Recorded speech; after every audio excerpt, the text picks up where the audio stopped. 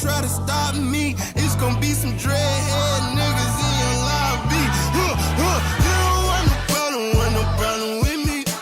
How to Get Away with Murder. It's back, you guys. It's back, and I'm reviewing. Okay, for now, I'm reviewing. I'm not making any promises, but we're back. So I'm going to tell you what happened on the first episode of this new season of How to Get Away with Murder. So, starts where we left off, of course.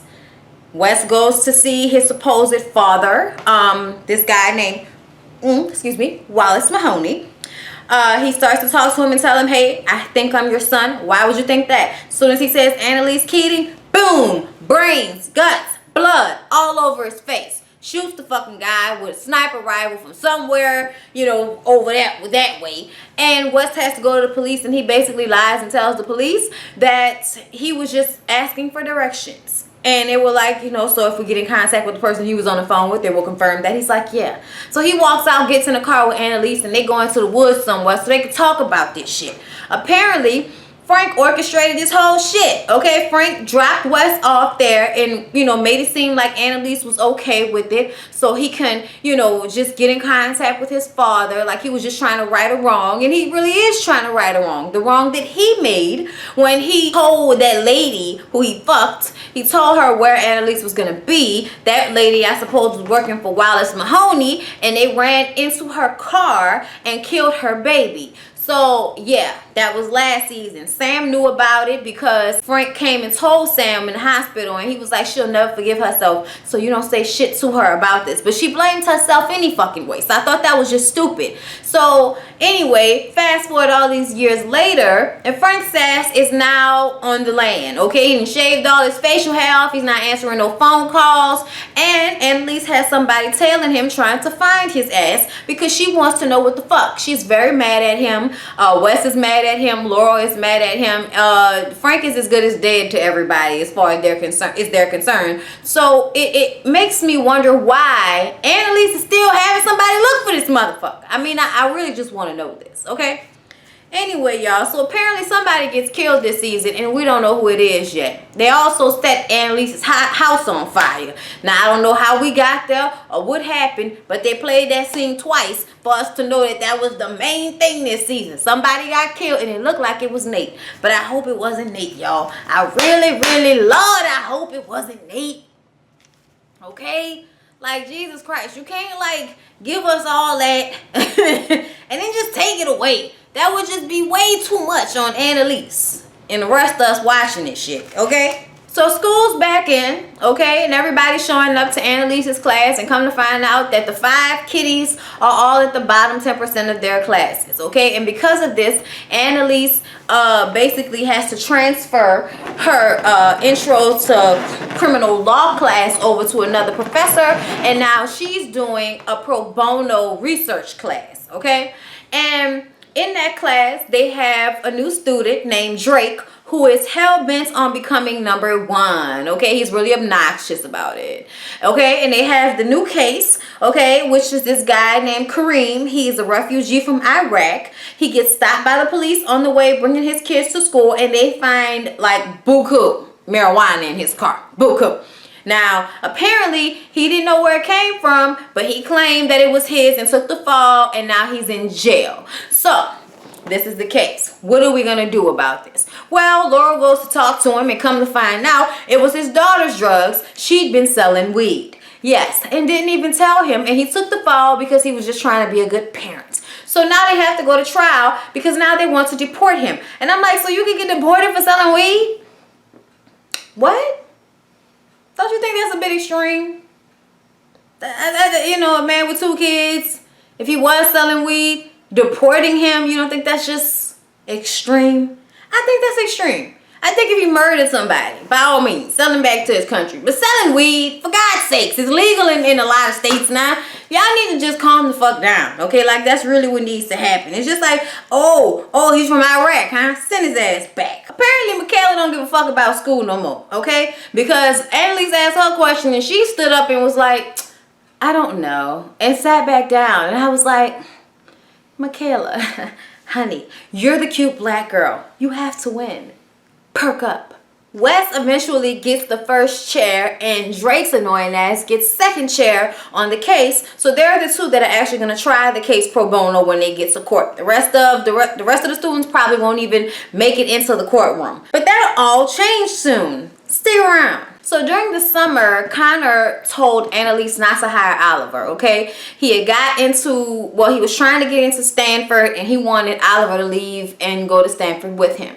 So Oliver goes to Annalise to try to get a job, and, you know, basically tells her that, look, you need me, okay? I can hack your system now, but what I can do is, you know, he gives a proposal. I can fix your firewall so nobody can get to your shit. You know, I can get into other people's shit. You know what I can do. Come on, hire me.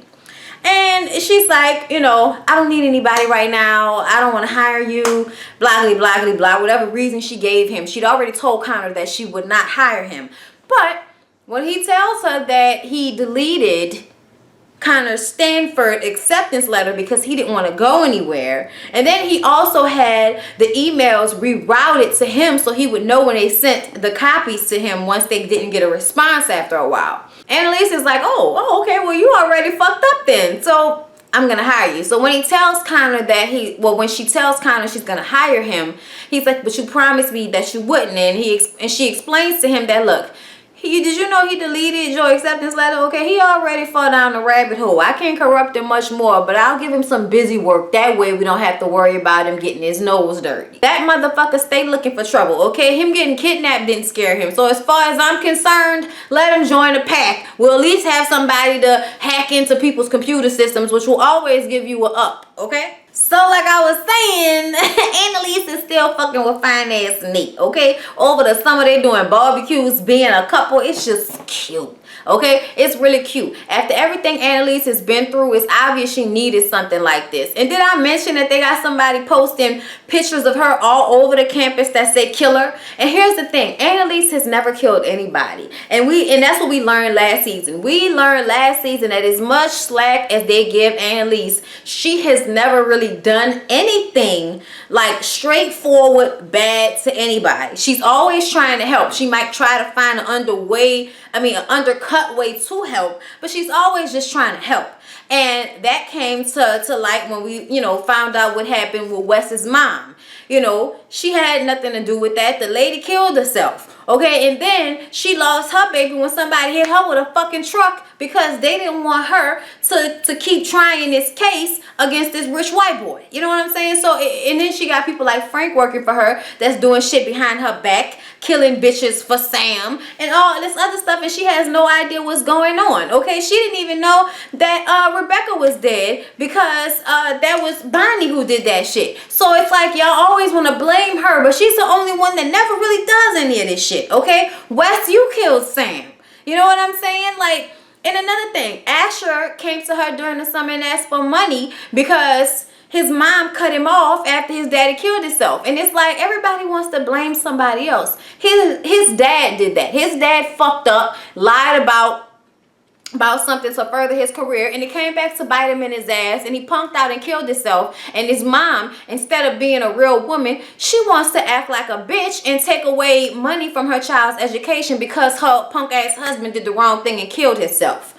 Right. Okay? No, but you're gonna work like everybody else. Okay, Asher? You're gonna work like everybody else. So I think he became a student aide to pay his way through school. So now Asher has changed from being a spoiled rich boy to I have been through it, poor white boy. Okay? So like I said, Michaela gets moved to second chair when she goes to the public defender that they gave Kareem at first, and, you know, gets it on record that he didn't remember whether he told him that he had the possibility of losing his green card if he didn't take some type of plea deal or something like that. And that meant that they didn't give him adequate counsel. So therefore, Annalise goes back and asks them to stall and question all 15 people that came to be character witnesses for Kareem, and let, you know, the judge know that he was a good person, because this whole little court proceeding is gonna decide whether they ship him back to Iraq. And he really doesn't want to go back to Iraq, and he has 2 kids here. And Elise goes and talks with the, you know, I guess the DA or the lawyers or whoever she went and talked to, and she came back with a lesser sentence. So that means that it took this whole, the whole thing about him being deported off the table because it wasn't a felony anymore, I believe, or something like that. It might have ended up being a misdemeanor for lying or something like that. But then the judge says, oh, well, because you lied, I'm going to send you back to Iraq. I was like, really, Judge? He lied because Iraq is that fucked up that don't nobody want to go back there. Okay, so of course I'm gonna lie and say whatever I gotta say to keep my family where I know a bomb not gonna blow up their school. People fucking kill me when they can't put themselves in somebody else's shoes. And she gonna say, as many people came here for you, I still feel like that you are a bad person for lying. And I'm like, America is full of fucking liars, and y'all don't deport no goddamn bodies to the country their family originally came from for committing atrocities in a fucking country. Okay, I'm just saying, they not from here, so granted. But I thought this was so callous and just showed a lack of sympathy, it was just fucked up. It was just really, really fucked up to send him back because he lied so he wouldn't get sent back. Like, what the fuck? So Michaela got into a car accident because she was drunk driving, dressed like a little thought pocket. And, it comes out that she is not dealing, okay? And she says that Annalise just wants her and everybody else to go back to, school and life like they're normal. Like, just go back to wanting to be a lawyer. Like my life isn't fucking normal anymore. I don't feel normal. And Annalise like, bitch, you ain't never been normal, okay? You got away from a crazy-ass family. And you mean to tell me you don't have the strength enough to get through this? Yes, you do. So pick your drunk ass up off the floor and get in this fucking car. And next time you want to get fucked up, come to my house. Because I won't let you drive home drunk and I got buku liquor. Okay? Buku liquor. Oh, and Asher and Michaela are still fucking. Just in case you were wondering. So when Oliver tells Connor that Annalise hired him, Connor apologizes to him. Because he feels like he wasn't listening when Oliver said he didn't want to leave where they were. I forget where they are, DC, whatever. Either way, he didn't want to leave. And Oliver is like, so I delete your acceptance of Stanford, fuck up a great opportunity for you in your life, and you're apologizing to me? This is unhealthy. This is really unhealthy. And I don't think we should be together if we can't make each other's lives better. We're like fucking each other's lives up right now. So Oliver wants a break.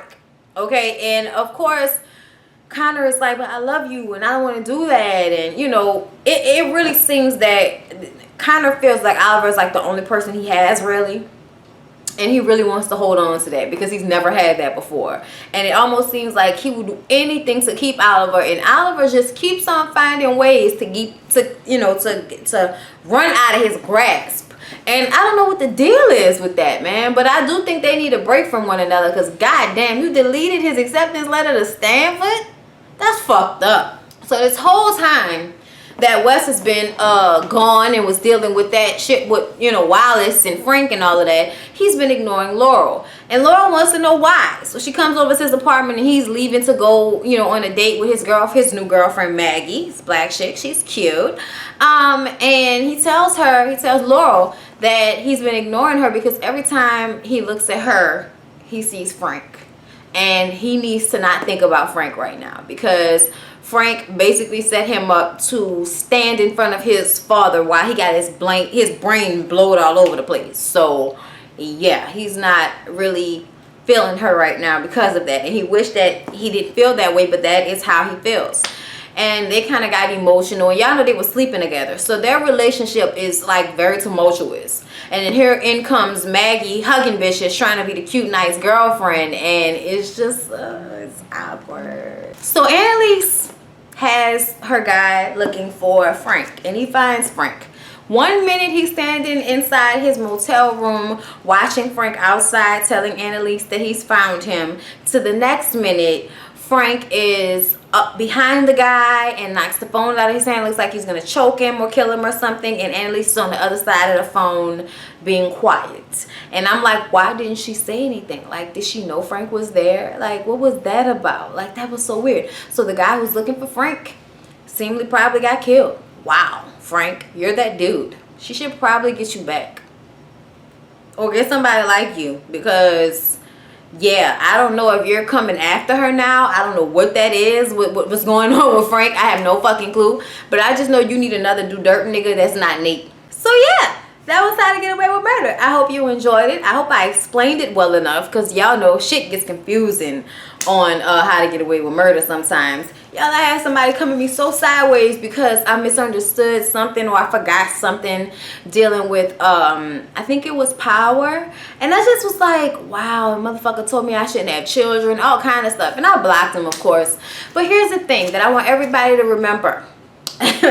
I just watch the show, I make notes, and then I reiterate what I remember or whatever, okay? If that is not up to your standing in which you do not like, you can by all means watch the show and review this shit yourself. You can always do that. But this is not the news. I do not have a script. Okay? This is off the dome and off what I'm seeing. And if I missed one part and couldn't remember something that happened a season ago, well, my fucking bad, okay? Jesus Christ, all right? You want me to do better? Fund the project, okay? Like, comment, and subscribe. I love the rest of you, though. Bye. On my mama, on my hood, I look fly, I look good. Touch my swag,